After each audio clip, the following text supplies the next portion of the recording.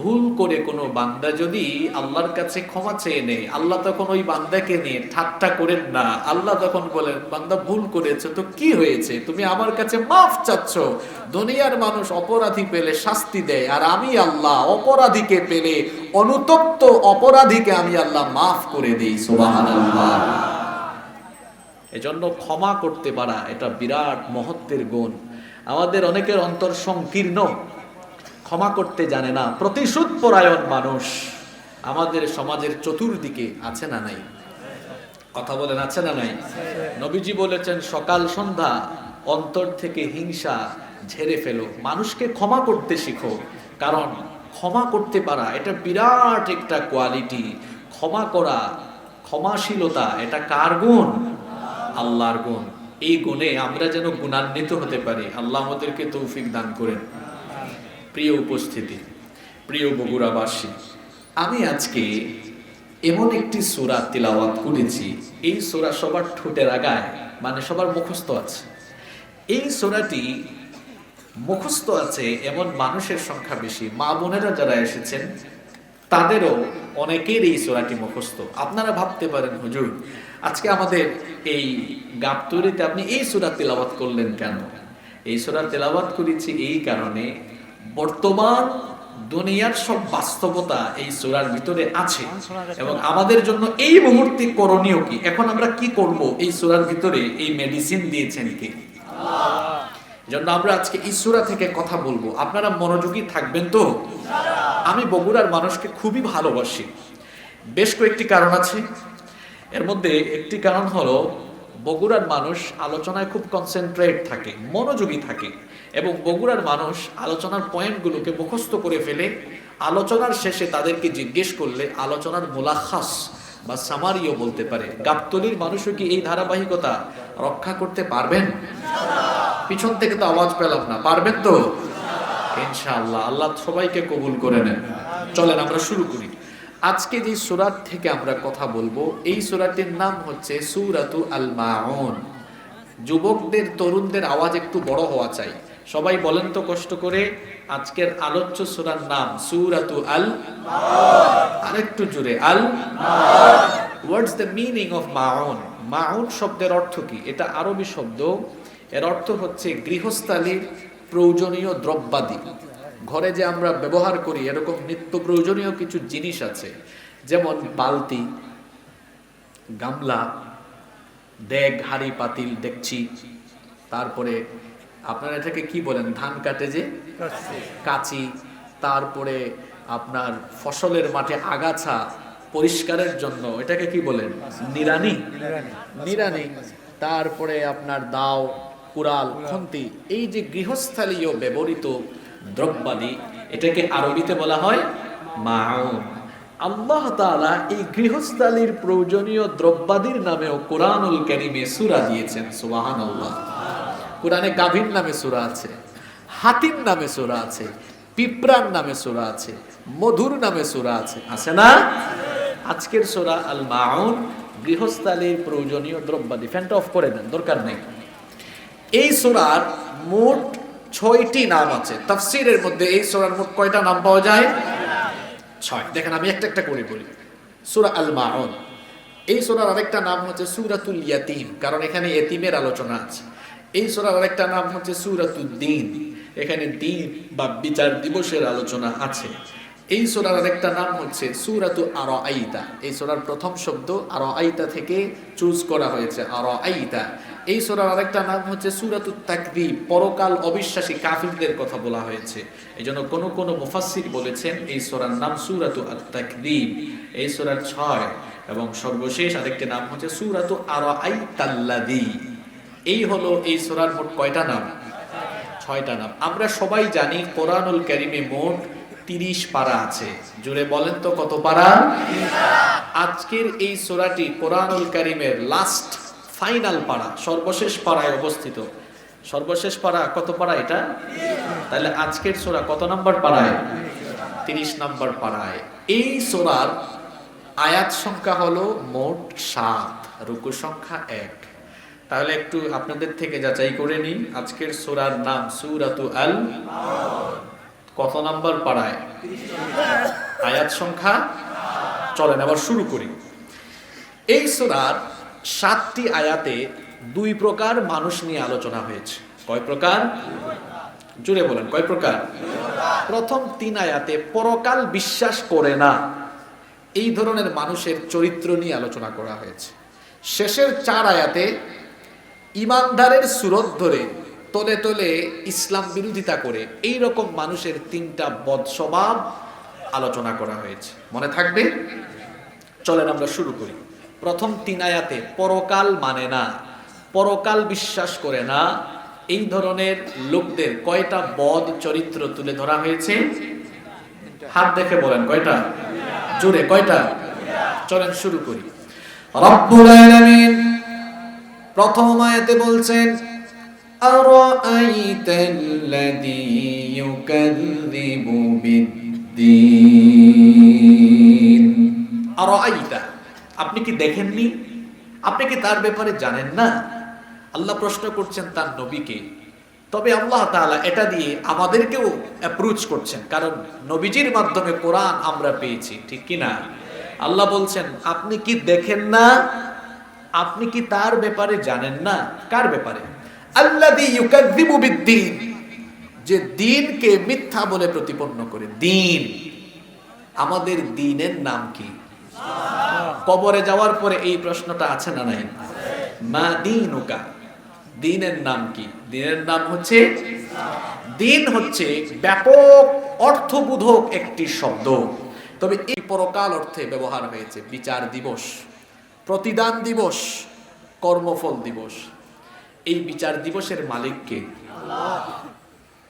বিচার দিবসের মালিক, তার পরিচয় আপনি কোরআন খুললেই সর্বপ্রথম পেয়ে যাবেন। যেই সূরা দিয়ে আমরা নামাজ আরম্ভ করি, সবাই বলেন তো ওই সূরাটার নাম কি? সূরাতুল আল ফাতিহা। এই সূরা ছাড়া নামাজ আরম্ভ করা যায় না। এজন্য এই সূরাটা আমাদের সবারই মুখস্থ আছে। এই সূরা যখন আপনি তিলাওয়াত করবেন, বিচার দিবসের মালিকের পরিচয় পেয়ে যাবেন। একজন ভাইও চুপ থাকবেন না, আমার সঙ্গে পড়েন। আল্লাহ বলছেন আলহামদুলিল্লাহি রাব্বিল আলামিন আর রাহমানির রহিম মালিকি ইয়াউমিদ্দিন।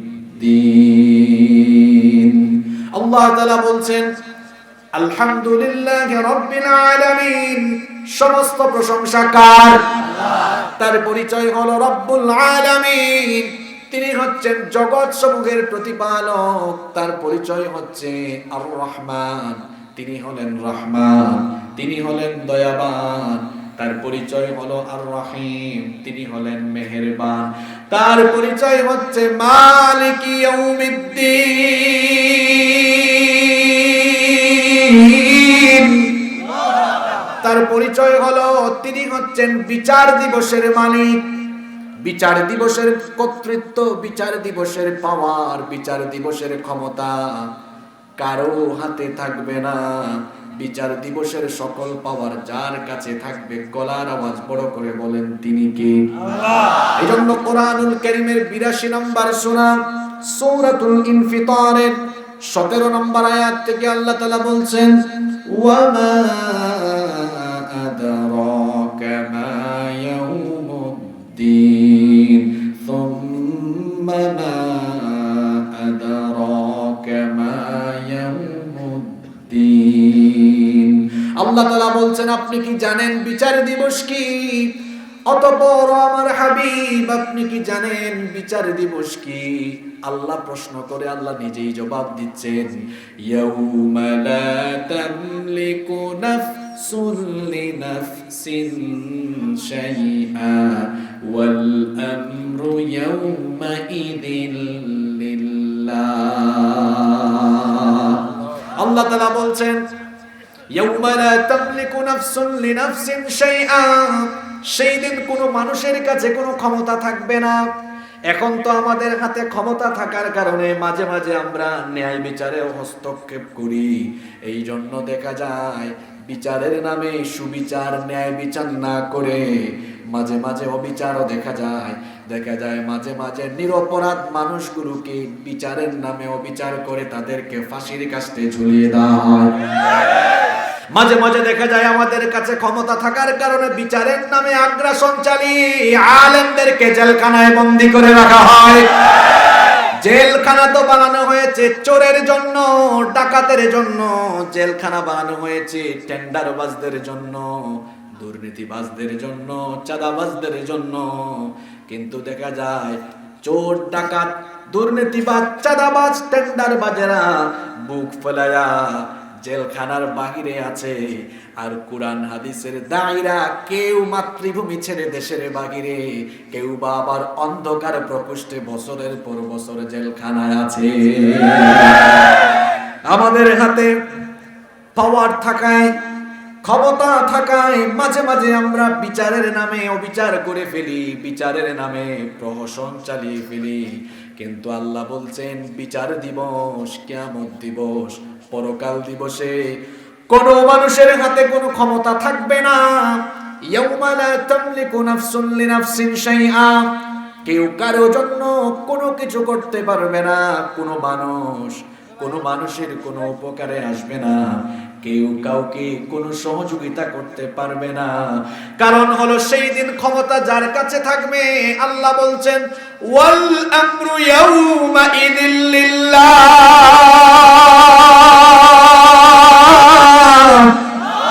আল্লাহ বলছেন বিচারের দিবসে ক্ষমতা যার হাতে থাকবে, গলার আওয়াজ বড় করে বলেন তিনি কে? সেই দিন বুঝবেন বিচার কারে কয়। যারা আজকে আলেমদের উপরে জালেম হয়ে জুলুম করছেন, প্রত্যেককে আল্লাহর আদালতে আসামি হওয়া লাগবে। আল্লাহ বলছেন, ও আমার হাবিব, আরাআইতাল্লাযী ইউকাযযিবু বিদ্দীন, আপনি কি তাদেরকে দেখেন না? পরকাল যারা অবিশ্বাস করে, বিচার দিবস যারা অবিশ্বাস করে। বিচার দিবসের মালিকের আমরা পরিচয় পেলাম, বিচারের দিবসকে অস্বীকার করে মৃত্যুর পরে আবার আল্লাহর সামনে দাঁড়াতে হবে। এই রকম অনুভূতি আমাদের সমাজের অনেক মানুষের মধ্যে আছে। যদি থাকতো তাহলে কি ফজরের নামাজ কাজা করত? বিচার দিবসে আল্লাহর সামনে আমি দাঁড়াবো, এই ভয়টা যদি বান্দা তার অন্তরে রাখতো, তাহলে কি রাতের বেলা মোবাইল ফোন হাতে নিয়ে পর্নোগ্রাফি দেখতে পারতো? যদি বিচারের দিবসে আল্লাহর সামনে দাঁড়িয়ে বিচারের সম্মুখীন হওয়া লাগবে, এই ভয়টা যদি বান্দার অন্তরে থাকতো, তাহলে কি বান্দা সুদ খেতে পারতো? বিচার দিবসে বিচারের সম্মুখীন হয়ে আল্লাহর সামনে আসামির কাঠগড়ায় দাঁড়াবো, এই ভয় থাকলে কি মা বোনেরা পর্দা ছাড়া ঘর থেকে বের হতো? অনেকেই আছে বিচার দিবসে আল্লাহর সামনে দাঁড়াবে, এই অনুভূতি নাই। এই অনুভূতি না থাকার কারণে আজকের যুবকগুলো, তরুণগুলো অপসংস্কৃতির আগ্রাসনে তাদের চরিত্রকে তারা শেষ করে দিচ্ছে। খবরদার, খবরদার যুবক ভাইরা, মৃত্যুর পরে আরেকটা জীবন আছে। সেই জীবনে আল্লাহর কাছে বিচারের সম্মুখীন হওয়া লাগবে। যদি এই ব্যাপারে কারো বিন্দু পরিমাণ সন্দেহ থাকে, তো আল্লাহ তাআলা কি বলছেন খুব ভালো করে শুনেন। কোরআনুল কারীমের 22 নম্বর সূরা, সূরাতুল হাজ্জের 5 নম্বর আয়াতে রব্বুল আলামিন বলছেন, ইয়া আইয়ুহান নাসু ইন কুনতুম ফি রাইবিম মিনাল বা'থি ফাইন্না খালাকনাকুম মিন তুরাবিন সুম্মা মিন নতফাতিন সুম্মা মিন আলাকাতিন সুম্মা মিন মুদগাতিন গায়রা মুখাল্লাকাতিন লিনুবাইয়িনা লাকুম ওয়া নুকিরু ফিল আরহামি মা নাশাউ ইলা আজালিম মুসাম্মা। আল্লাহ তাআলা বলছেন, হে মানুষ, এই দুনিয়ার জীবনের পরে তোমাকে আবার বিচার দিবসে আল্লাহর বিচারের সম্মুখীন হতে হবে। এই ব্যাপারে তোমার যদি কোনো সন্দেহ থাকে, তোমার যদি কোনো সংশয় থাকে, তো শোনো, তুমি কি এমন একটা সময় অতিবাহিত করো নাই যখন তোমার নাম ছিল না, ঠিকানা ছিল না, ঘর ছিল না, বাড়ি ছিল না, কিচ্ছু ছিল না। আল্লাহ মানুষের নামে কোরআনে একটা সূরা দিলেন, সেই সূরার নাম হচ্ছে সূরাতুল ইনসান। ওই সূরার প্রথম আয়াতে আল্লাহ বলেছেন, হাল আতা আলাল ইনসানি হিনুম মিনাদ দাহরি লাম ইয়াকুন শাইআম মাযকুরা। আল্লাহ বলছেন, তোমার জীবনে কেমন একটা সময় ছিল না যখন তুমি উল্লেখযোগ্য কিছুই ছিলে না, অস্তিত্ব পর্যন্ত ছিলে না। বান্দারে, কেমনে আমি তোমার অস্তিত্ব দিয়ে তোমাকে বানালাম শোনো। পুরুষের এক ফোঁটা স্পাম, এক ফোঁটা নাপাক পানি থেকে আমি তোমাকে বানানো আরম্ভ করলাম। ওই স্পাম ফুটাকে, শুক্রাণু ফুটাকে আমি ফি করারিন মাকিন, তোমার মায়ের জরায়ুর ভেতরে সুরক্ষিত জায়গায় রেখে দিলাম।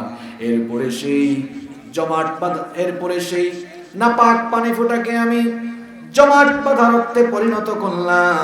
অতঃপর সেই জমাট বাঁধা রক্তকে গোশতপিণ্ড বানালাম। এরপরে সেই গোশতপিণ্ডকে বড় একটা হাড্ডিতে রূপান্তর করলাম।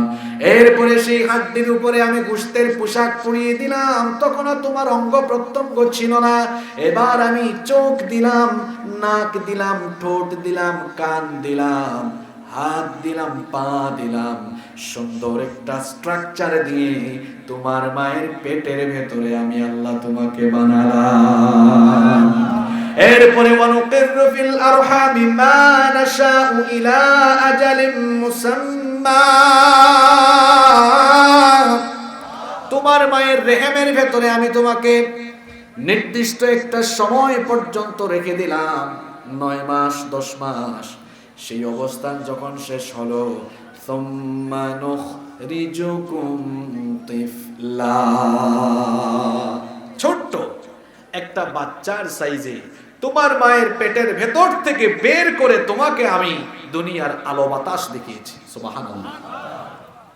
এই যুবক ভাইয়েরা শোনেন, তাহলে যেখানে আপনি এক ফোঁটা পানি ছিলেন, এমন নাপাক পানি যা বের হয়ে গেলে গোসল ফরজ হয়ে যায়, ওই রকম এক ফোঁটা নাপাক তরল পানি থেকে যিনি আপনাকে এত সুন্দর স্ট্রাকচার দিয়ে বানালেন, ওই আল্লাহ বলছেন, তুমি যে বিচার দিবসে আমার সামনে দাঁড়াবে না, মরার পরে আমি যে তোমাকে আবার জীবিত করব, এমন চিন্তা তোমার মাথায় কেমনে আসে বান্দা?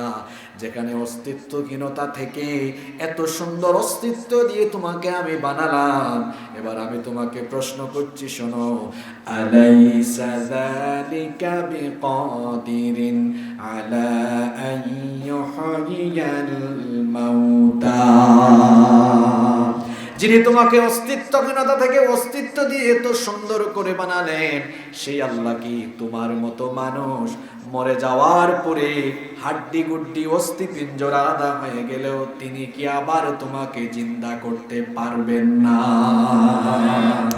পারবেন? যুবকদেরকে বাস্তব উদাহরণ দিয়ে বুঝাই, তারা বুঝবে। আমার হাতে এটা কি? আমার হাতে এটা কি? এই ফোন নষ্ট হয়ে গেছে, এটা অন হয় না। বিশ্বাস হয়? তাহলে যুবক তুমি নামাজ ছাড়ো কেন? তাহলে তুমি মোবাইলে পর্নোগ্রাফি দেখো কেন? তাহলে তুমি চলাফেরা ওয়েস্টার্ন কালচারের মতো করে কেন? বোনেরা পর্দা ছেড়ে দাও কেন? বাবারা সুদের সাথে সম্পৃক্ত কেন? বিবেককে প্রশ্ন করুন। সমাজের এই সকল মানুষদেরকে উদ্দেশ্য করে আল্লাহ বলছেন, তাকায় দেখো চতুর্দিকে বিচার দিবসকে এইরকম মিথ্যা মনে করে, সন্দেহ করে এইরকম মানুষ আছে। তাদেরকে আমরা চিনবো কেমনে? বিচার দিবসকে মিথ্যা মনে করে এইরকম পরকাল অবিশ্বাসী কাফিরদের দুইটা স্বভাব এবার পরের আয়াতগুলোতে যিনি তুলে ধরলেন, তিনি কে? আস্তে বলবেন না, জোরে বলেন, তিনি কে? এদের স্বভাব হলো, নাম্বার 1, প্রথম স্বভাবের কথা আল্লাহ বলছেন, ফাযালিকাল্লাযী ইয়াদউল ইয়াতীম, সে হলো ওই ব্যক্তি যে ইয়াতীমকে ধাক্কা দেয়।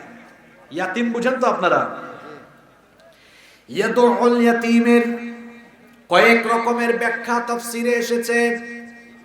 ইয়াদউল ইয়াতীম আই ইয়াকুলু মালাল ইয়াতীম, পরকাল যারা অবিশ্বাস করে, বিচার দিবস যারা সন্দেহ করে, এদের চরিত্র হলো এতিমের কাছ থেকে ধন সম্পদ লুটে পুটে নিজেই খেয়ে ফেলে। অবশ্যই এতিমের মাল খায়, এই রকম ডাকাত বগুড়াতে নাই।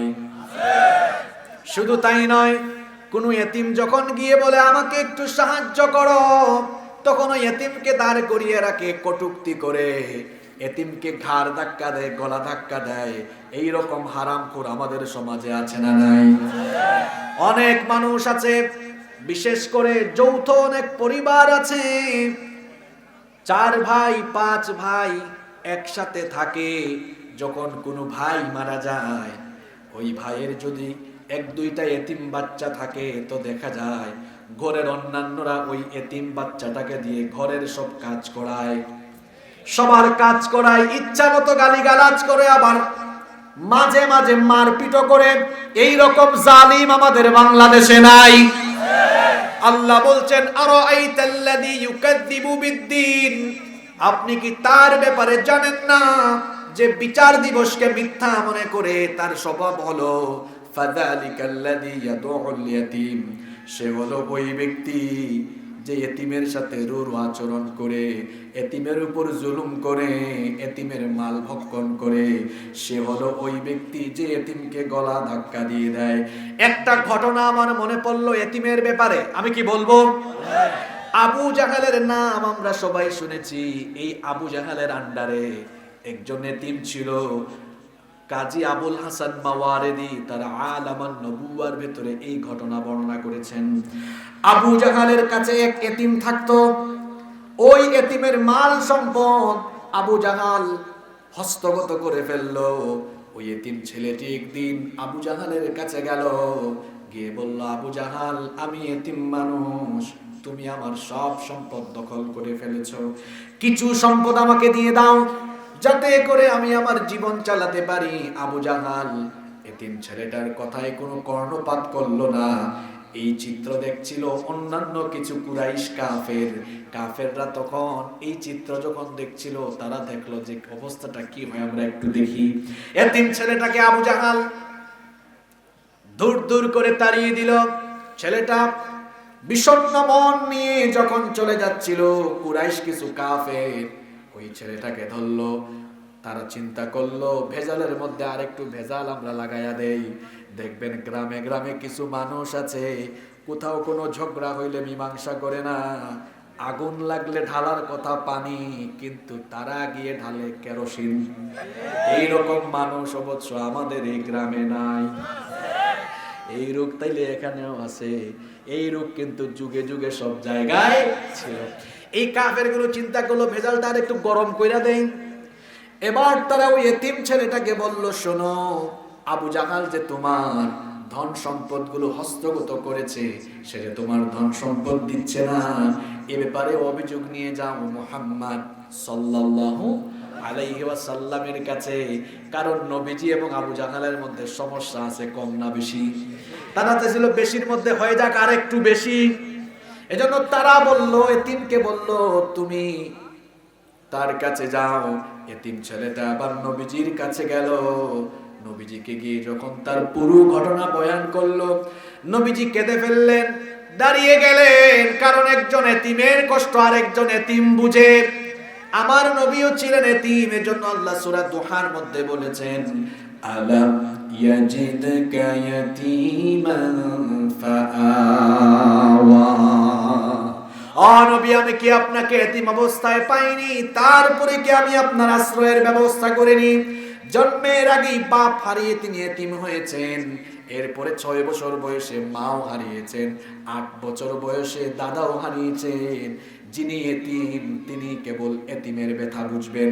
এজন্য আল্লাহ তার নবীকে বলেছেন, ফাআম্মাল ইয়াতীমা ফালা তাকহার, এতিমকে গলা ধাক্কা দিও না, এতিমের সাথে রূঢ় আচরণ করো না।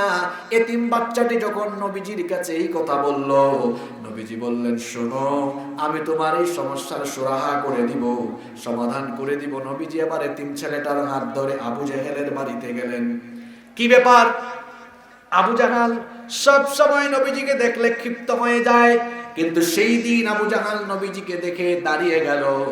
নবীজিকে সুন্দর করে রিসিভ করলো, সুন্দর করে অভ্যর্থনা জানালো।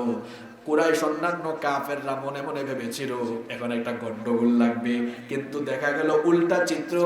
আবু জাহাল নবীজিকে রিসিভ করলো, ওয়েলকাম করলো, তারপরে বলল আপনি কেন এসেছেন? নবীজি বললেন এই এতিম ছেলেটার মাল আপনি হস্তগত করেছেন, তার মাল তাকে ফিরায়া দেন। আবু জাহাল বলল ঠিক আছে, এতিম ছেলেটার মাল আমি এতিমকে দিয়ে দিচ্ছি। এতিম ছেলেটাকে তার মাল দিয়ে দিল। নবীজি চলে গেলেন। অন্যান্য কাফিররা এসে বলল কি ব্যাপার আবু জাহাল, তুমিও কি আজকে মুহাম্মাদের দ্বীন গ্রহণ করেছো নাকি?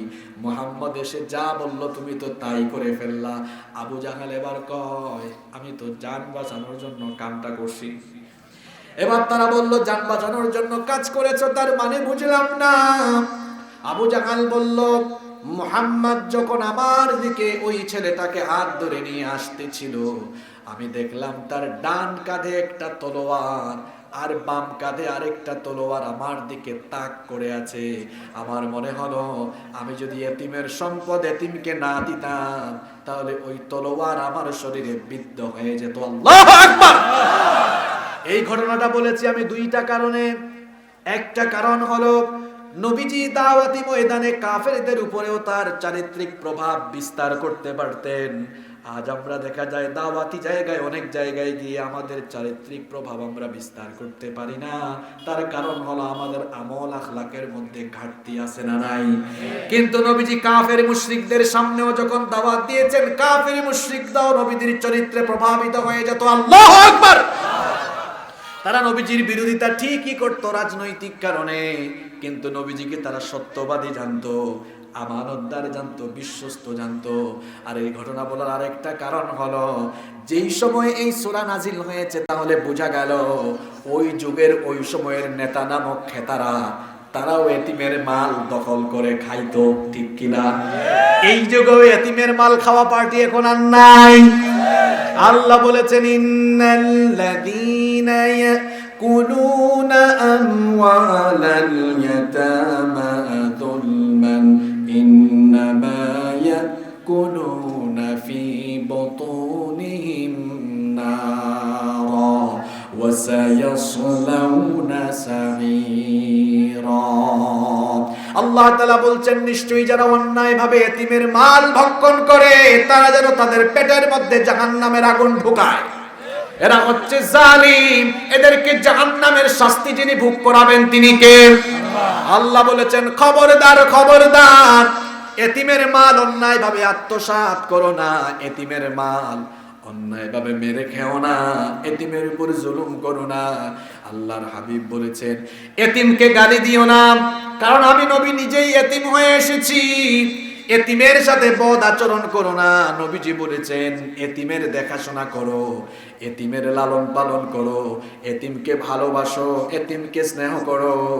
নবীজি বলেছেন আনা ওয়া কাফিলুল ইয়াতীমি ফিল জান্নাতি হাকাদা ওয়া দাম্মাস সাব্বাবাতি ওয়াল ওয়াসতা। এই দুইটা আঙ্গুল একসাথে করে নবীজি বললেন সাহাবীরা রে শোনো, আমি আল্লাহর নবী আর এতিমের দেখাশোনা করা ব্যক্তি কিয়ামতের দিন এভাবে একসাথে এক জান্নাতে থাকবো। তাহলে এতিমের সাথে আমরা কি খারাপ আচরণ করব না এতিমকে ভালোবাসবো? এতিমকে ভালোবাসবেন। একজন সাহাবী এসে বললেন ওগো আল্লাহর হাবিব, আমার দিল পাথরের মতো শক্ত হয়ে গিয়েছে, আমার চক্ষু দিয়ে পানি আসে না, আমার দিল নরম হয় না। নবীজি বললেন যখন তুমি হাঁটবা এতিম তালাশ করবা, এতিম পাইলে এতিমের মাথায় হাত বুলাইয়া দিবা, এতিমের মাথায় হাত বুলাইয়া দিলে আল্লাহ তোমার অন্তরকে নরম বানিয়ে দিবে। যদি আপনাদের দিলের মধ্যেও কালিমা লেগে যায়, দিল যদি শক্ত হয়ে যায়, গুনাহ যদি বারবার করতে মন চায়, এতিমের দিকে তাকাবেন। আহারে আপনার আব্বা আছে, আপনাকে ঈদের সময় কাপড় কিনে দেয়, এতিম ছেলেটার মেয়েটার কোনো আব্বা নাই, তাকে কেউ কাপড় কিনে দেয় না, আপনাকে আপনার বাপ মা হাতে ধরে ধরে নিয়ে স্কুলে দেয়, মাদ্রাসায় দেয়। এতিম বাচ্চাটাকে কেউ এনে স্কুল মাদ্রাসায় দেয় না। আপনার আব্বা আম্মা আপনাকে মুখে তুলে খাওয়ায়া দেয়, এতিম ছেলেটাকে মেয়েটাকে খাওয়ানোর কোনো মানুষ নেই। আপনার বিয়ে শাদীর ব্যবস্থা আপনার মা বাবা করে, কিন্তু সমাজে এমন অনেক এতিম ছেলে মেয়ে আছে তাদের বিয়ে শাদী হচ্ছে না, আছে না নাই? আমি যখন ছাত্র ছিলাম, সেই 2012-13-14 সালের কথা বলছি, তখন আমি বিভিন্ন সামাজিক সংগঠন এলাকায় প্রতিষ্ঠা করে বহু এতিম ছেলে মেয়েদের বিবাহের ব্যবস্থা করে দিয়েছি, আলহামদুলিল্লাহ। এটা আপনাদেরকে উৎসাহিত করার জন্য বলছি। গত 7-8 মাস আগেও একটা এতিম মেয়ের সম্পূর্ণ বিবাহের ব্যবস্থা করে, তার বিবাহের ব্যবস্থা করে দিয়েছে, আলহামদুলিল্লাহ। কেন? নবীজি বলেছেন এতিমের দেখাশোনা করো, এতিমকে সহযোগিতা করো, আমার সাথে জান্নাতে থাকতে পারবা। সুবহানাল্লাহ। নবীজির সাথে জান্নাত চান না কে কে? দেখি হাত তুলেন তো। মাশাআল্লাহ। বাদাম খাইলে অনেকের মনোযোগ আছে। কারা কারা বাদাম খাইছে দেখবেন, মাহফিল থেকে উঠার পরে দেখবেন শুধু বাদামের পাকল পাওয়া যাবে এখানে। বাদাম খাইতেছে, বুট খাইতেছে, খাক, না খাইলে আবার চামাচামি করলে একটু ঘুম যাবে। ঠিক আছে না কথা? তাইলে এতিমকে সহযোগিতা করবেন তো যুবক ভাইয়েরা। এই বয়সে অনেক ছেলেকে দেখি সারাদিন খেলা দেখে। এই যে এখন একটা বিশ্বকাপ শুরু হয়েছে, এটা দেখি সকালবেলা আরম্ভ হয়, বিকালেও শেষ হয় না। এরা সারাদিনই খেলে।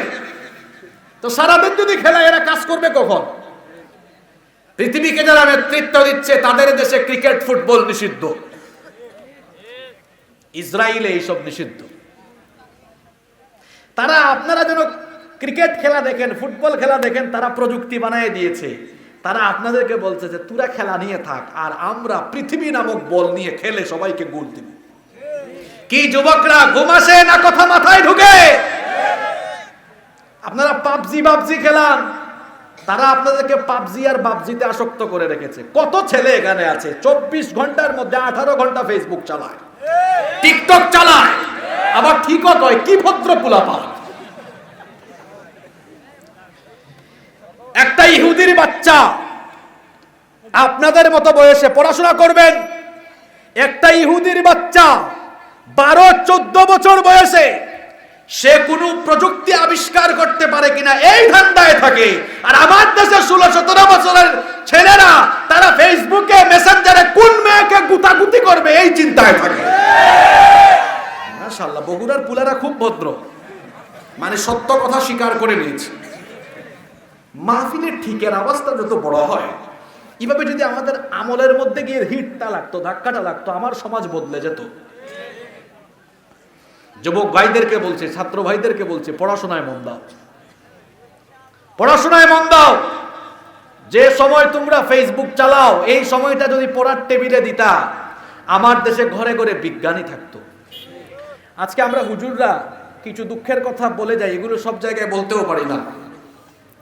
ইসরায়েল নিয়ে একটা পোস্ট ফেসবুকে লিখতে পারি না, একটা বক্তব্য দিলে সেটা ফেসবুকে আপলোড দিতে পারি না, কারণ এই পেজগুলো তারা নিয়ন্ত্রণ করে, পেজে রেস্ট্রিকশন দিয়ে দেয়, পেজকে বাতিল করে দেয়, ডিলিট করে দেয়। অনেকে বলে এই হুজুররা দেখি ইসরায়েল নিয়ে কোনো কথা বলে না, সকাল সন্ধ্যায় কথা বলি। আপনি অনলাইনে দেখেন না, হয়তো দেখবেন কেমনে। আমরা তো আছি চিপার ভিতরে, চিপার ভিতরে আছি, আমরা কিছু বলতে পারি না। আমার নিজের একটা ফেসবুক পেজ আছে, 3 বছর জেলখানায় ছিল। জেলখানা মানে এখানে অনেকে বুঝবেন, মানে পেজে রেস্ট্রিকশন দেওয়া ছিল, অনেকগুলো রিচ কমিয়ে দিয়েছে, বেশ কয়েকটা পেজ ডিলিট করে দিয়েছে। আজকে যদি আমাদের ছেলেরা পড়াশোনা করত, গবেষণা করত, এই যে হামাস মার খেয়েছে এত বছর, অস্ত্রশস্ত্র নাই, তারা নিজেরাই মার খাইয়া পড়ে এখন নিজেরাই এমন অস্ত্র বানিয়েছে, ইসরায়েলিদের আয়রন ডোমকে তারা ছিন্ন ভিন্ন করে দিয়ে ইসরায়েলকে জনমের মতো শায়েস্তা করে দিয়েছে। এই যুবকরা ঠিকঠাকের আওয়াজের মতো যদি এই যুবকগুলো পড়াশোনায় মন দেয়, আর যদি চিন্তা করে আগামীতে ফেসবুকের বিকল্প হিসাবে আমি একটা অ্যাপস বাংলাদেশে আবিষ্কার করব, ইউটিউবের বিপরীতে আমরা আগামী দিনে বাংলাদেশে মুসলিম উম্মার জন্য আরো নতুন নতুন অ্যাপস আনবো, যেগুলোতে কন্টেন্ট ক্রিয়েট করা যায়। তাহলে দেখা যাবে ইহুদিদেরকে মোকাবেলার জন্য অস্ত্র শস্ত্রের যেমন দরকার আছে, তার পাশাপাশি বুদ্ধিবৃত্তিক এগিয়ে যেতে হবে। ওদেরকে মোকাবেলার জন্য প্রযুক্তিগত যুদ্ধ লাগবে। প্রযুক্তিতে তাদেরকে মাথা নত করায়া প্রযুক্তিতেও তাদের উপরে আমাদের স্থান দখল করে নিতে হবে। এজন্য যুবকরা কি ফেসবুকিং করবে, মেয়েদের পিছনে ঘোরাফেরা করবে, না পড়াশোনা করবে? কথা কয় না। পড়াশোনা করবা তো? এক একজন এখন যে পড়াশোনা করো তোমরা, গত 7-8 বছর ধরে দেখতেছি ঢাকা বিশ্ববিদ্যালয়ে পরীক্ষা দিয়া সাংবাদিক মাইক ধরেছে, আপনার এইচএসসির রেজাল্ট কি? কয় IMGPA 5। IMGPA, এই তোমাদের পড়াশোনার অবস্থা। পড়াশোনায় মনোযোগ দাও। এজন্য যুবক ভাইয়েরা চরিত্র ঠিক করতে হবে, কেরিয়ার ঠিক করতে হবে। পারবো তো? পারবো তো? কষ্ট হচ্ছে আপনাদের? তাহলে এই সূরার প্রথম 2টা আয়াত আমরা পড়ছিলাম।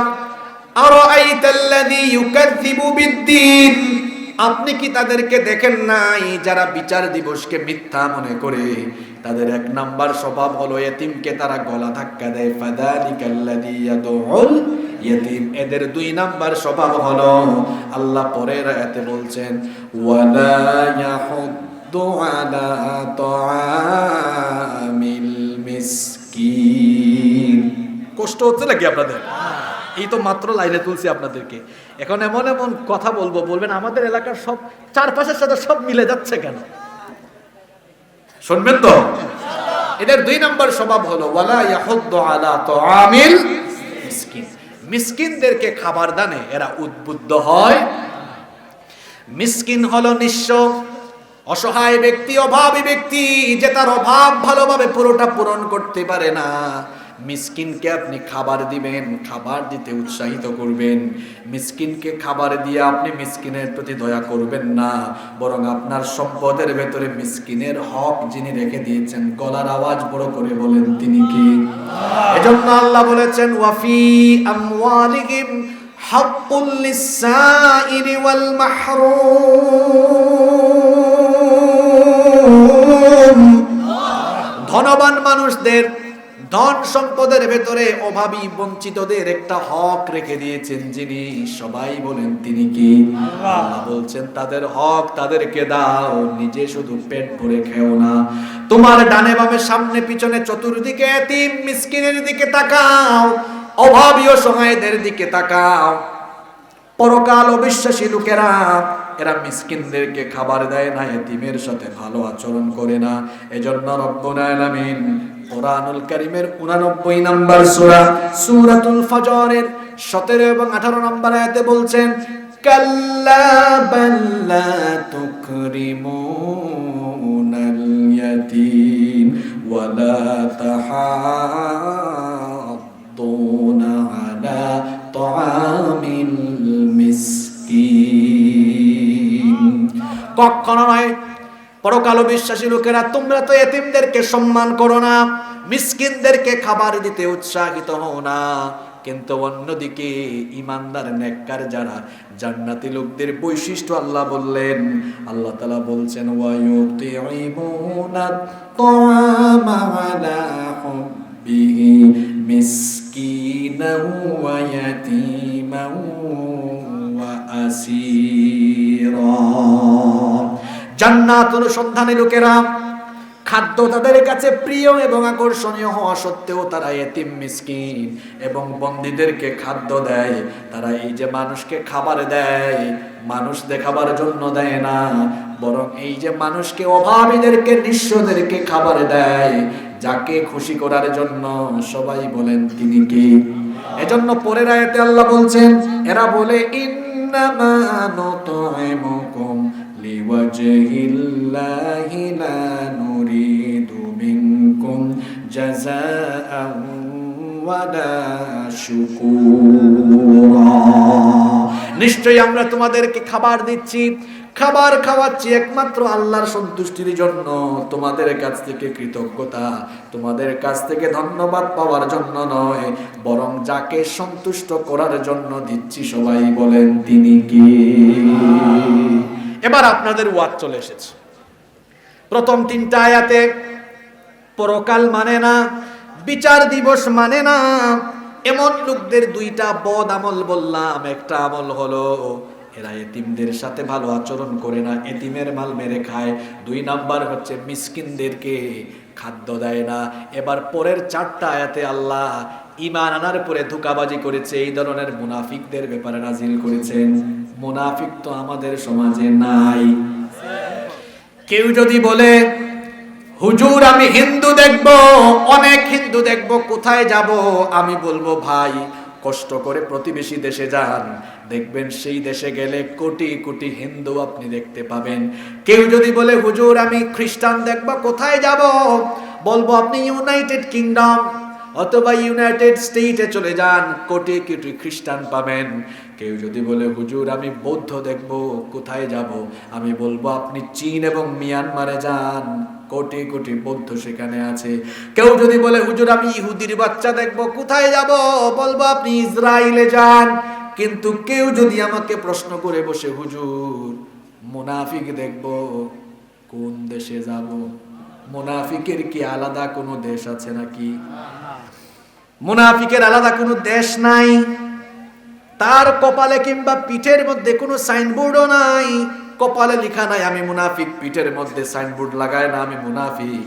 মুনাফিক চিনাও বড় মুশকিল, কারণ মুনাফিক তার মাথায় টুপি দেয়, দাড়িও রাখে, নামাজের সামনের কাতারেও যায়, রোজাও রাখে, হজও করে, যাকাত দেয়, সুন্দর সুন্দর পাঞ্জাবি পরে জুব্বাও গায়ে দেয়, এইরকম ইসলামের লেবাস ধরে যেখানে সুযোগ পায় তলে তলে ইসলামকে জবাই করে।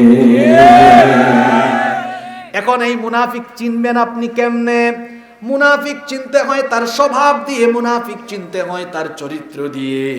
আজকে যে সূরা নিয়ে আমরা কথা বলছি, এই সূরার শেষের 4টা আয়াতে এই মুনাফিক লোকদের 3টা বদ চরিত্রের কথা যিনি বলেছেন, সবাই বলেন তিনি কে? এখন যদি কেউ উঠে, আপনারা ভাববেন এর এই রোগে ধরছে। বুঝতে পেরেছেন? কারণ এখন যে পয়েন্টগুলো আসবে এটা কারো না কারোর সাথে মিলে যাবে। কেউ কি রাগ করবো আমরা? বরং আমরা হেদায়াত এর দোয়া করে হেদায়াত নিয়ে আমরা বাড়ি ফিরবো ইনশাআল্লাহ। এবার আসেন আল্লাহ মুনাফিকদের ব্যাপারে কি বলছেন শুনেন। আল্লাহ বলছেন ফাওয়াইলুল লিল মুসাল্লিন, অতঃপর ওয়াইল ধ্বংস নামাজীদের জন্য। বগুড়ার মানুষ বলেন তো আপনারা, নামাজ আল্লাহ দিয়েছেন ধ্বংস হওয়ার জন্য না জান্নাত পাওয়ার জন্য? জুড়ে বলতে হবে। তাহলে আল্লাহ যে বললেন ধ্বংস নামাজীদের জন্য, তার মানে হলো নামাজ আদায় করে নামাজ পড়ে কিছু লোক জান্নাতে যাবে, আবার নামাজি হয়ে টুপিওয়ালা হয়েও কিছু মানুষ জাহান্নামে যাবে। তাদের জন্য আল্লাহ বলেছেন ওয়াইল। ওয়াইল এটা কেমন জায়গা শুনেন। রাইসুল মুফাসসিরিন আব্দুল্লাহ ইবনে আব্বাস রাদিয়াল্লাহু আনহুমা তিনি বলেছেন ওয়াইল হলো জাহান্নামের একটা বিরাট শক্তিশালী ঘাঁটি। এই ওয়াইল নামক জাহান্নামের শক্তিশালী ঘাঁটির আগুনের তেজ, আগুনের উত্তাপ এত বেশি, জাহান্নামের অন্যান্য আগুন ওয়াইল নামক জাহান্নামের আগুনের উত্তাপ থেকে বাঁচার জন্য প্রত্যেক দিন আল্লাহর কাছে 400 বার দোয়া করে। আল্লাহু আকবার। তাহলে বোঝা গেল ওয়াইল ধ্বংসপ্রাপ্ত এই ওয়াইল বা জাহান্নাম এটা বড় মারাত্মক জায়গা। আল্লাহ বলছেন নামাজীদের জন্য ওয়াইল, নামাজীদের জন্য ধ্বংস, কিন্তু সকল নামাজীদের জন্য নয়। তাহলে আমাদের প্রশ্ন হচ্ছে আল্লাহ কোন ক্যাটাগরির নামাজীরা ধ্বংস, কোন ক্যাটাগরির নামাজীরা জাহান্নামী? এবার পরের আয়াতে জবাব যিনি দিয়েছেন তিনি কি? আল্লাহ বলছেন শোনো কোন প্রকারের নামাজীরা জাহান্নামী। আল্লাহ তাআলা বলছেন আল্লাযীনা হুম আন সালাতিহিম সাহুন, যারা তাদের নামাজের ব্যাপারে উদাসীন। আনাস ইবনে মালিক রাদিয়াল্লাহু আনহু তিনি বলছেন আল্লাহ আমাদের উপর দয়া করেছেন, তিনি যদি আল্লাযীনা হুম আন সালাতিহিম না বলে বলতেন আল্লাযীনা হুম ফি সালাতিহিম সাহুন, তাহলে অর্থ হয়ে যেত নামাজে আমরা মাঝে মাঝে অনিচ্ছাকৃত ভুল হয় না নামাজে? কি বলেন হয় কিনা? দাঁড়ানো দরকার বসে গেছে, বসা দরকার দাঁড়িয়ে গেছে। এই অনিচ্ছাকৃত ভুলের কারণে আমরা নামাজের শেষে কি দেই? সাহু। এই সাহা ইয়াসুহু থেকে আল্লাযীনা হুম আন সালাতিহিম সাহুন। যদি ফি সলাতিহিম হতো, ফি আনের জায়গায় ফি হতো, তাহলে অর্থ হতো তোমরা নামাজে অনিচ্ছাকৃত ভুল করলেও জাহান্নামে যাবা। ইন্না লিল্লাহি ওয়া ইন্না ইলাইহি। আল্লাহ দয়া করে ফেলেছেন, দয়া করছেন কেমন? ফি না বলে বলেছেন আন সলাতিহিম সাহুন, আমরা বেঁচে গেছি। আল্লাহ বলেছেন নামাজে অনিচ্ছাকৃত ভুলের জন্য জাহান্নাম নয়, বরং নামাজের ব্যাপারে যারা উদাসীন এদের জন্য হলো জাহান্নাম। এখন প্রশ্ন হলো হুজুর উদাসীন কারা? আমি এটার 5টা ব্যাখ্যা বলবো তাফসীর থেকে। কয়টা ব্যাখ্যা? আপনাদের ধৈর্য কুলাবে তো? বেশি না, আর বেশি না, 17 থেকে 20 মিনিট সময় নিব। আপনারা কি এই 17 থেকে 20 মিনিট ধৈর্য ধরে থাকতে পারবেন? মাশাআল্লাহ, ঠিক আছে, দেখা যাবে। আল্লাযীনা হুম আন সালাতিহিম সাহুন, যারা তাদের নামাজের ব্যাপারে উদাসীন, অর্থাৎ মাঝে মাঝে নামাজে যায়, মাঝে মাঝে নামাজে যায় না, ইচ্ছে হলে যায়, ইচ্ছে হলে যায় না। অবশ্য মাঝে মাঝে নামাজ পড়নেওয়ালা লোক এই বগুড়ার মধ্যে একদমই নাই। আমাদের সমাজে নামাজি আছে মোট 5 প্রকার। জুড়ে বলেন কয় প্রকার? এই এই 3জন উঠছে কেন? তোমরা কি মাঝে মাঝে নামাজে যাও আর মাঝে মাঝে যাও না? এই পয়েন্ট কি মিলছে? বসা বসা, উঠাউঠির টাইম চলে গেছে, গেছে না? কষ্ট পাচ্ছেন? ভয় পেয়ে গেছে পোলা পায়। আপনারা ভয় পেয়েছেন? আমরা বক্তৃতার মধ্যে মাঝে মাঝে এরকম বলি, দরকার আছে। কারণ হচ্ছে মাঝে মাঝে ইসলাম বিরোধীদের কলিজা কাঁপানোর জন্য মাঝে মাঝে এরকম হুঙ্কারেরও দরকার আছে। দরকার আছে না? ইসলাম প্রতিষ্ঠার জন্য যেমন নরম সুরের গলা দরকার, মাঝে মাঝে আবার গরম গরম গলাও দরকার আছে। আল্লাযীনা হুম আন সালাতিহিম সাহুন, যারা তাদের নামাজের ব্যাপারে উদাসীন, অর্থাৎ মাঝে মাঝে যায়, মাঝে মাঝে যায় না। দেখবেন আমাদের সমাজে মোট নামাজি আছে 5 ধরনের। জোরে বলেন কয় ধরনের? দেখেন তো মিলে কিনা। 1 নাম্বার হলো সাপ্তাহিক নামাজি, পুরা সপ্তাহ যায় না, শুধু জুমার দিনে যায়। এরকম জুমার নামাজি আমাদের বগুড়াতে নাই। 2 নাম্বার হলো মাসিক নামাজি, সারা বছর নামাজের কোনো খবর নাই, রমজান মাস আসলে পুরা 1 মাসের নামাজি। এই রকম মাসিক নামাজি আমাদের গাবতলিতে নাই। 3 নাম্বার হলো বার্ষিক নামাজি, সারা বছর নামাজে যায় না, শুধু বছরের 2টা ঈদ, ঈদুল ফিতর, ঈদুল আজহা, বছরের এই 2টা ঈদে নামাজে যায়। এই ধরনের বার্ষিক নামাজি কি আমাদের এই গ্রামে আছে? ইন্না লিল্লাহ। 4 নাম্বার হলো সিজনাল নামাজি, সব সময় নামাজে যায় না, সিজনে সিজনে মসজিদে উকি মারে। যেমন লাইলাতুল কদর, এরপরে শবে বরাত, এইরকম গুরুত্বপূর্ণ রাতগুলোতে একটু মসজিদে গিয়ে উকি দেয়। তাও অনেকে সিন্নি বা তবারুক জিলাপি খাওয়ার জন্য উকি মারে। এই ধরনের জিলাপিখোর মুসল্লি তো আমাদের বাংলাদেশে নাই। 5 নাম্বার হলো জানাজার নামাজি, সব নামাজে যায় না, শুধু জানাজার নামাজে যায়। ঢাকায় বাসা, গুলশানে বাসা, বাসা থেকে মাত্র 50 হাত দূরে মসজিদ। ফজরের নামাজ হলে, ফজরের নামাজের আজান হলে ওই ব্যক্তি ঘুম থেকে উঠে মসজিদে যায় না। গাবতলিতে খুপি পাড়ায় তার এলাকার একজন মারা গিয়েছে, খবর শুনেছে। এখন ঢাকা থেকে, গুলশান থেকে গাড়ি বের করে জ্যাম ঠেলায়া 5, 6, 7 ঘন্টা এসে খুপি পাড়ার জানাজায় হাজির হয়েছে। আহারে, বুঝলাম না, বেচারা 50 হাত দূরে মসজিদে ফজরের নামাজে যায় না, কিন্তু জানাজার নামাজের জন্য এত কিলোমিটার জায়গা 5, 6, 7 ঘন্টা জার্নি করে চলে আসলো। তার মতলবটা কোন জায়গায় আপনি না বুঝলেও আমি ঠিকই ধরেছি। ফজরের নামাজের আগে বক্তৃতা দেওয়ার সুযোগ নাই, কিন্তু জানাজার নামাজের আগে বক্তব্য দেওয়ার সুযোগ আছে। এই সব সুবিধাবাদ নামাজীদের ব্যাপারে আল্লাহ বলছেন এদের জন্য ওয়াইল, এদের জন্য ধ্বংস, এদের জন্য জাহান্নাম। যারা মাঝে মাঝে নামাজে যায়, মাঝে মাঝে যায় না। এই তো মোট কয় প্রকারের নামাজি বললাম? আস্তে বলবেন না, জোরে বলেন কয় প্রকার? মাঝে মাঝে যায়, মাঝে মাঝে যায় না। সাপ্তাহিক, মাসিক, বার্ষিক, সিজনাল জানাজার নামাজি, অর্থাৎ যারা 5 ওয়াক্ত নামাজ ডেইলি ঠিক মতো পড়ে না, এই সকল নামাজিরা হলো জাহান্নামী। এদের জন্য ওয়াইল। তাহলে বলেন তো, আমরা ওয়াইল থেকে জাহান্নাম থেকে বাঁচার জন্য মাঝে মাঝে নামাজে যাব না সব সময় নামাজে যাব?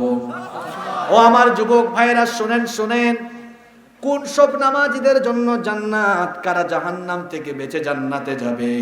আল্লাহ তাআলা বললেন ওয়াল্লাযীনা হুম আলা সালাওয়াতিহিম ইউহাফিযুন, যারা তাদের 5 ওয়াক্ত নামাজ হেফাজত করে।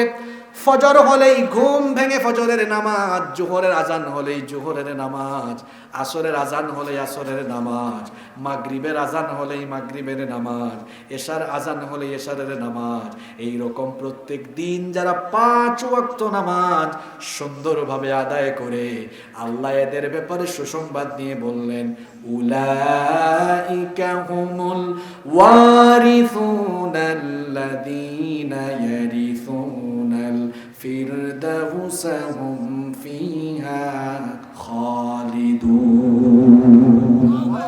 কোন বাবা মারা গেল, ওই বাবা মারা যাওয়ার পরে তার ছেলে মেয়েরা যেমন বাবার সম্পদের মালিক হয়ে যায়, ঠিক তেমনি ভাবে ফজর জোহর আসর মাগরিব এশা 5 ওয়াক্ত নামাজ যারা ঠিকঠাক মতো আদায় করে, এই 5 ওয়াক্তের নামাজি বান্দারা মৃত্যুর মাধ্যমে দুনিয়ার সফর শেষ করার সঙ্গে সঙ্গে তারা আল্লাহর 1 নাম্বারের জান্নাত জান্নাতুল ফেরদাউসের ওয়ারিশ হয়ে যায়। আমরা সবাই জান্নাত চাই তো? কি সবাই চান তো? তো যুবক ভাইরা কেন আপনারা নামাজে আসেন না? বিশ্বাস করেন আমার যুবক ভাইরা, আপনাদের জন্য আমার কলিজাটা ফেটে যায়, আপনাদের জন্য এত বেশি কষ্ট হয়। এই বয়সটা ছিল আপনাদের নামাজের বয়স, কিন্তু এই বয়সে আপনারা ফজরে ঘুমায়া থাকেন। অনেক যুবকরা বলে হুজুর যদি সকাল 8টা-9টা পর্যন্ত আমি না ঘুমাই তো চেহারায় তো কোনো স্মার্টনেস থাকবে না। আর আল্লাহর হাবিব বলেছেন যে ব্যক্তি ফজরের নামাজ ছেড়ে দেয় তার চেহারার সকল বিউটি, তার চেহারার সকল সৌন্দর্য যিনি কেড়ে নেন তিনি কি? আমার আপনার চেহারা সুরতে সৌন্দর্য যিনি দিতে পারেন তিনি কি?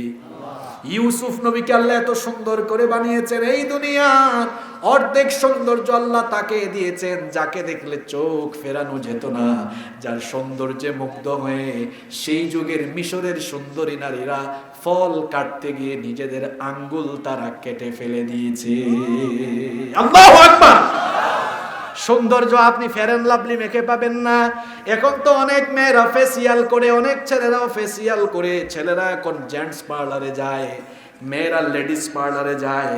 আমার ভাই বোন সবাইকে বলছি, পার্লারে গিয়ে ফেসিয়াল করে ঘন্টার পর ঘন্টা রূপচর্চা করে অনেকে আছে ফেসের মধ্যে দুধ লাগায়, বরফ লাগায়, ফেসের মধ্যে হাবিজাবি কত কিছু যে লাগায়। এগুলো দিয়ে চেহারা সুন্দর করা যায় না। চেহারা সুন্দরের জন্য আল্লাহর ইবাদতের দরকার। যে বান্দা আল্লাহর যত বেশি নৈকট্যশীল তার চেহারায় তত বেশি নূর যিনি দান করে দেন তিনি কে? এজন্য দেখবেন আল্লাহওয়ালা মানুষদের চেহারা বড় সুন্দর, কারণ লোকটা আজান হলেই নামাজে চলে যায়, সুদ খায় না, ঘুষ খায় না, জিনা করে না, অন্যায় করে না। আল্লাহর কসম করে বলছি, প্রত্যেকটা যুবককে বলছি, আল্লাহর কসম, নামাজ ঠিক মতো আদায় করো, জিনা ছেড়ে দাও, অন্যায় ছেড়ে দাও। তোমাদের চেহারা দেখতে নিষ্পাপ লাগবে, চেহারাগুলোতে নূর যিনি দিয়ে দিবেন তিনি কে? রূপচর্চার দরকার হবে না। ফজরের নামাজ আদায় করো, তাহাজ্জুদের নামাজি হয়ে যাও। আমার যুবকরা ফজরের সময় ঘুমায়া থাকে, নামাজ আদায় করে না, 5 ওয়াক্ত নামাজের খবর রাখে না।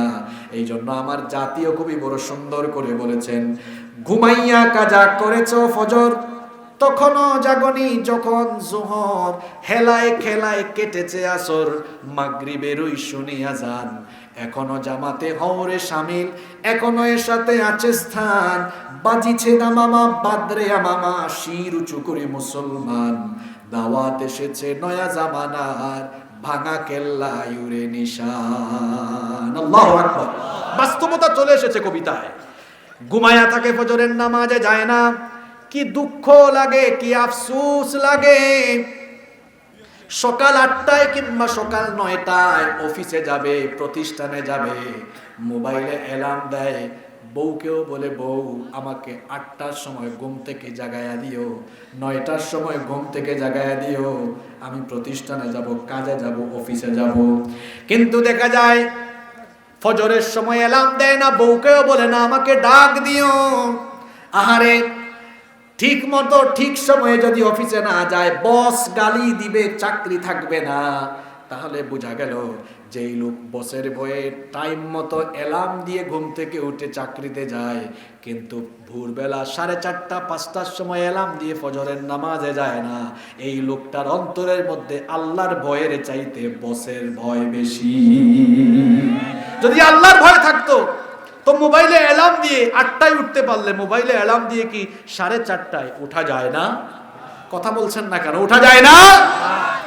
আল্লাহ বলছেন ফাওয়াইলুল লিল মুসাল্লিন, ধ্বংস ওই সকল নামাজীদের জন্য যারা নামাজের ব্যাপারে গাফেল, নামাজের ব্যাপারে উদাসীন, অর্থাৎ মাঝে মাঝে নামাজ আদায় করে, মাঝে মাঝে নামাজ আদায় করে না। আমরা কি মাঝে মধ্যে নামাজি হব, না সব সময় নামাজি হব? আর নামাজ ছাড়বেন না, মরার আগ পর্যন্ত সব নামাজ ঠিকঠাক মতো আদায় করবেন। কারা কারা রাজি? দুহাত তুলে আল্লাহকে দেখান তো।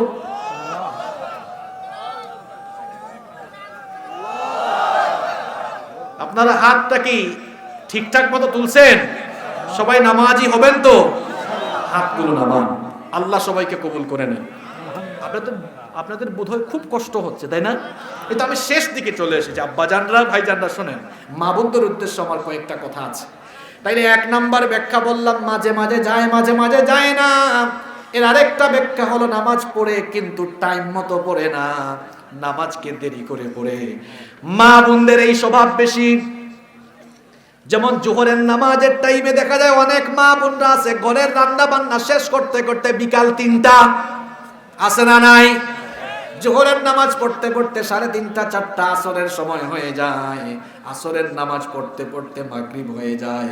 অনেক ভাইয়েরাও আছেন নামাজ দেরি করে পড়ে। আল্লাহর হাবিব বলেছেন তিলকা সলাতুল মুনাফিক, ওইটা মুনাফিকের নামাজ। কোন নামাজ? নবীজি বলেছেন ইয়াজলিসু ইয়ারকাবুশ শামস, বসে বসে সূর্য দেখে, সূর্য কিভাবে তার কক্ষপথে যাচ্ছে। হাত্তা ইদা কানাত বাইনা করনাই শাইতান কমা ফানাকরা আরবাআত, এরপরে সূর্য তখন শয়তানের 2 শিঙের মাঝখানে চলে যায়, অর্থাৎ যখন সূর্যাস্তের সময় এসে যায়, ওই সময় তাড়াহুড়া করে উঠে আর মুরগির মতো 4টা ঠুকর মারে। অর্থাৎ আসরের নামাজ দেরি করে পড়ে অনেক মানুষ এই রকম আছে না নাই? তাইলে ওয়াক্ত আরম্ভ হওয়ার পরে একেবারে শেষের দিকে গিয়ে নামাজ আদায় করা, এটাও মুনাফিকের নামাজ। এদের জন্য ধ্বংস, বলেছেন যিনি তিনি কি? ওই সকল নামাজীদের জন্য ধ্বংস যাদের নামাজের মধ্যে কোনো খুশু নাই। খুশু হচ্ছে নামাজের আসল প্রাণ।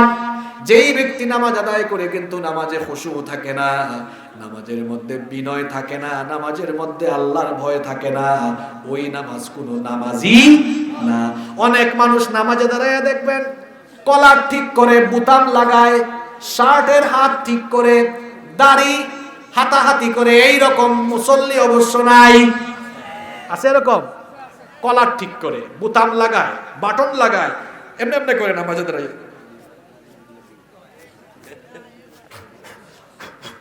করে। আবার দেখা যায় এই রকম অনেক মুসল্লি আছে নামাজে দাঁড়িয়ে খালি এমনি এমনি করে হাত দিয়ে। আল্লাহর হাবিব দেখলেন এক লোক নামাজ আদায় করছে আর দাঁড়িয়ে নিয়ে এই রকম খেলাধুলা করছে। নবীজি বললেন লাউ খাশাআত কলবাহু লা খাশিআত জাওয়ারিহু, লোকটার অন্তরে যদি আল্লাহর ভয় থাকতো তাহলে নামাজে দাঁড়িয়ে এরকম দাঁড়িয়ে নিয়ে খেলতো না। কাদের নামাজে খুশু নাই? যারা নামাজে এদিক ওদিক তাকায়, নামাজে ঘড়ির টাইমের দিকে তাকায়, হুজুরের তেলাওয়াত একটু লম্বা হলে পেছন থেকে সিগন্যাল মারে। এরকম কাশি দেওয়া মুসল্লি কি আপনাদের এলাকায় আছে? এই বাপরে বাপ, কিছু কিছু মসজিদে ঢুকলে কাশির যন্ত্রণা। জুমার দিনে কাশি শোনা যায় বেশি। হুজুর যদি একটু লম্বা করে ফেলেন, কয় দেখছো ইমাম সাহেবের তো কোনো কাজ নাই, এত লম্বা নামাজ আদায় করেছে। এরকম আছে? নামাজের মধ্যে খুশু নাই। যে নামাজে খুশু নাই ওই নামাজের কোনো দাম আল্লাহর কাছে। এখন প্রশ্ন হলো হুজুর কিভাবে আমরা নামাজে খুশু নিয়ে আসব? এর জন্য মাত্র 3টা আমল বলবো, মন দিয়ে শুনেন। নামাজে খুশু ফিরে আসবে কয়টা আমল করলে? জুড়ে বলেন কয়টা? নাম্বার 1, নামাজে মনোযোগ অন্যদিকে যাবে না। নবীজি বলেছেন ইদা কুমতা ফি সলাতিকা ফাসাল্লি সলাতাম মুওয়াদ্দা। যখনই তুমি নামাজে দাঁড়াও, এই অনুভূতি নিয়ে নামাজে দাঁড়াও, এই নামাজ হচ্ছে আমার জীবনের শেষ নামাজ। এই অনুভূতি ভিতরে থাকলে মনোযোগ অন্যদিকে যাবে। নাম্বার 2 নাম্বার আমল হলো, যখন আপনি নামাজে দাঁড়াবেন মনে করবেন আপনার রব আপনার সাথে কথা বলছেন। মনে করবেন কি আসলেই তো তাই, কারণ নামাজের মধ্যে আপনার সাথে যিনি কথা বলেন তিনি কে? নামাজ কি জানেন? নামাজ হচ্ছে অডিও কল। কার সাথে? উনার পাশের ঘর, প্রতিবেশীর ঘরে আগুন লেগেছে। কি লেগেছে?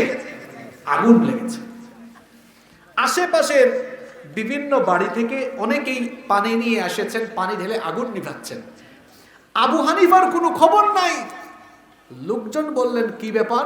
আবু হানিফার পাশের বাড়িতে আগুন লাগলো, আবু হানিফা নাই কেন? সবার আগে তো আবু হানিফা ছুটে আসার কথা। লোকজন আগুন নিভানোর পরে আবু হানিফা রহমতুল্লাহ আলাইহির দরজায় নক করলেন। ইমাম আবু হানিফা রহমতুল্লাহ আলাই তখন নামাজ শেষ, দরজা খুললেন। বললেন কি ব্যাপার এত রাতে আপনারা? কয় এত রাতে আমরা মানি, এতক্ষণ কি চিল্লাচিল্লি শোনো নাই? তিনি বললেন কিসের চিল্লাচিল্লি, কি হয়েছে? আচ্ছা বলেন তো, আপনাদের এলাকায় আগুন লাগছে, আর যার বাড়িতে আগুন লাগছে ঠিক এই পাশের বাড়ির কেউ একজন লোক আসে নাই, আর আপনারা আগুন নিভাইয়া যাওয়ার পরে দরজা খুলছে, আর সে বলতেছে এত চিল্লাচিল্লি কই, আমি তো শুনলাম না, মেজাজ কেমন লাগবে? আবু হানিফা বলছেন কি হয়েছে? তারা বলেন আবু হানিফা ঠাট্টা করো তুমি তো একজন জ্ঞানী মানুষ, আমরা জানি। তিনি বললেন আল্লাহর কসম কি হয়েছে আমি জানি না। তারা তখন বললেন তোমার পাশের বাড়িতে পাশের ঘরে আগুন লাগলো, সারা গ্রামের মানুষ এসে আগুন নিভাইলাম, তুমি একটু পানি তো ঢাললাও না, এগিয়েও আসতা না, তুমি কেমন মানুষ? দরজাও খুললা না, দরজা বন্ধ করে আছো, এখন বলতেছো আবার তুমি কিচ্ছু জানো না। তিনি কি উত্তর দিয়েছেন শুনেন। তিনি বলছেন ভাই আল্লাহর কসম আসলে আমি টের পাইনি। কারণ হলো তোমরা সবাই মিলে যখন আমার প্রতিবেশীর ঘরের বাড়ির আগুন নিভাতে ব্যস্ত ছিলে, ওই সময়টাতে আমি নামাজে দাঁড়িয়েছিলাম আর তিলাওয়াতে এত মজা পাচ্ছিলাম আল্লাহর সাথে কথা বলে। তোমরা যখন দুনিয়ার আগুন নেভানোতে ব্যস্ত, আমি তো রবের সাথে কথা বলে বলে জাহান্নামের আগুন নেভানোর কাজে ব্যস্ত ছিলাম। এই হচ্ছে আমাদের পূর্ববর্তীদের নামাজ। হ্যাঁ, আরেকটা ঘটনা, আলী রাদিয়াল্লাহু আনহুর নাম শুনছেন তো আপনারা? যুদ্ধের ময়দানে তীর ঢুকেছে, বিষাক্ত তীর। কিছু সাহাবীরা গিয়ে টান মারতেছেন, যখনই টান মারতেন হু হু করে চিৎকার করে উঠেন। নবীজি এটা দেখলেন, দেখে বললেন সাহাবীরা থামো, আমার আলীর পা থেকে এই তীর এত সহজে খুলতে পারবে না, সবুর করো, আজান হোক তারপর দেখা যাবে। আজান হলো, আলী রাদিয়াল্লাহু আনহু নামাজে দাঁড়ালেন। নবীজি বললেন যাও এবার আলীর কাছে, কারণ আমার আলী এখন নামাজে দাঁড়িয়েছে, আল্লাহর সাথে এখন কথা বলায় ব্যস্ত। এখন তার শরীরে তীর ঢুকালে, তীর বের করলে কিচ্ছু সে টের পাবে না। আলেমরা বসে আছেন, ঠিক বলেছি তো? যেই তীর নামাজের আগে হাত দিলেই তিনি চিৎকার দিয়ে ওঠেন, ওই তীর খুলে ফেলা হলো। তিনি কোনো সাউন্ডও করলেন না। নামাজ শেষে মুসল্লিরা বলল আলী তোমার পা থেকে তীর খুললাম, একটু হু হাও তো করলা না। তিনি বললেন আল্লাহর সাথে কথা বলে এমন মজা পাচ্ছিলাম, আমার শরীরে কি ঢুকেছে না কি বের করেছো কিচ্ছু আমি টের পাই নাই। সুবহানাল্লাহ। আর আমাদের নামাজ কেমন জানেন? এক মসজিদে মাগরিবের নামাজে ঢুকছি, মাহফিলে যাচ্ছি আমি, নামাজের সময় হয়েছে ঢুকছি, নামাজ শেষে এক মুসল্লি খেপছে, কয় হুজুর একটু কয়েল জ্বালায় রাখতে পারেন না, মশায় কামড়াই আমাকে শেষ। উফ, আমরা মশার কামড় টের পাই, আর তারা তীর বের করে ফেলেছে, টের পান নাই। সুবহানাল্লাহ। বলেছিলাম নামাজে মনোযোগ আনার জন্য 2 নাম্বার আমল কি করা? এই অনুভূতি নিয়ে আসা, আমি কার সাথে কথা বলছি, কার সাথে? আচ্ছা বলেন তো, নেতার সামনে দাঁড়ালে কেমনে দাঁড়ায়? কি ঠিক আছে কথা? কি বিনয়, ওরে বাবা আমার নেতা, আমার নেত্রী, তো নামাজে দাঁড়িয়েছেন কার সামনে? বিনয়টা কেমন হবে আপনার? ভয়টা কেমন থাকবে? যদি নেতার সামনে এত কাচুমাচু খেতে পারেন, তো আল্লাহর সামনে যখন দাঁড়াবেন, আল্লাহ তো বলেছেন ওয়াকুমু লিল্লাহি কানিতিন, বিনয়ী হয়ে গোলাম, তুমি গোলামের মতো দাঁড়িয়ে যাও। আল্লাহু আকবার। 3 নাম্বার আমল বলেছি নামাজে তাড়াহুড়া না করা, ধীরস্থিরতার সাথে আদায় করা। পারবো তো? কষ্ট হচ্ছে আপনাদের না? এই তো শেষ। ফাওয়াইলুল লিল মুসাল্লিন, ধ্বংস ওই সকল নামাজীদের জন্য যারা তাদের নামাজের ব্যাপারে উদাসীন। 1 নাম্বার বলেছি মাঝে মাঝে যায়, মাঝে মাঝে যায় না। 2 নাম্বার বলেছি নামাজ দেরি করে আদায় করা। 3 নাম্বার বলেছি নামাজে খুশু না থাকা। 4 নাম্বার হলো নামাজের মধ্যে মনোযোগ না থাকা। আমরা অনেকে নামাজে দাঁড়াই, নামাজের মধ্যে মনোযোগ থাকে না, অন্যদিকে যায়, হিসাব নিকাশে যায়, রান্না বান্নায় চলে যায়। এই রকম করা যাবে না। নাম্বার 5 নাম্বার হলো বিনয়ের সাথে নামাজ আদায় করা।